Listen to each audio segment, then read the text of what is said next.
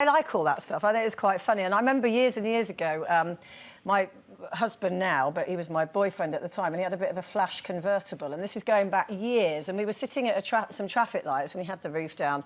And he was making a phone call in the days, I might add, before it was illegal.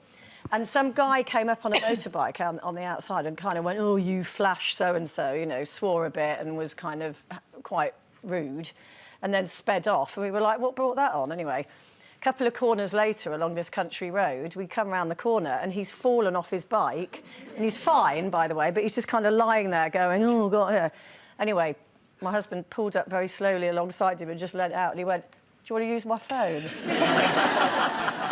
Oh, I love that. I had one when my ex, he was a bit of a philanderer and a womanizer, and we were on a holiday once, and I thought, oh, I can't bear it, I can't. But was there many pretty women about? I thought, this is awful. So anyway, so he's sitting at a bar, and I wanted to go to the loo. So I said, "Watch Keely," because she was only 4 or 5 years old then.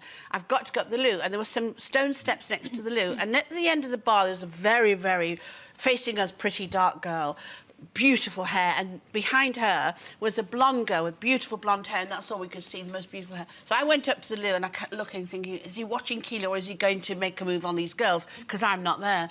So anyway, he did a trip to the loo. Yes. So I came out the loo and was behind a post, and I thought, I'm gonna get him this time. I'm really gonna get him. I could watch him moving towards this beautiful blonde girl. I thought, I'm gonna get him. And as I walked down the steps, he couldn't see me. He was gonna make his move.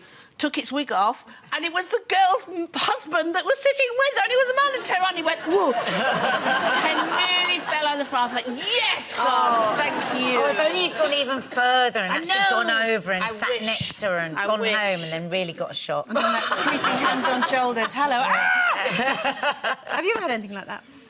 Well, I mean, I'm a great... I try and always think about everything I do. Oh, crikey, if I do that. Yeah. You know, those two little voices, if I do that, something awful will happen. So I just try and do that all the time. I mean, I do get... I mean, I always say to my girls, never talk behind anyone's back. And as you know, I never do anything like don't. that. And one day I did this. I had a great long spiel about this awful woman on the phone with my husband, not realising that the phone was off the hook. And we went on for about 5, 6, 7 minutes, me saying about, and then we heard her shouting through, "By the way, I've listened to everything." That's karma, that's my fault. Don't say anything about anyone unless you could say something nice.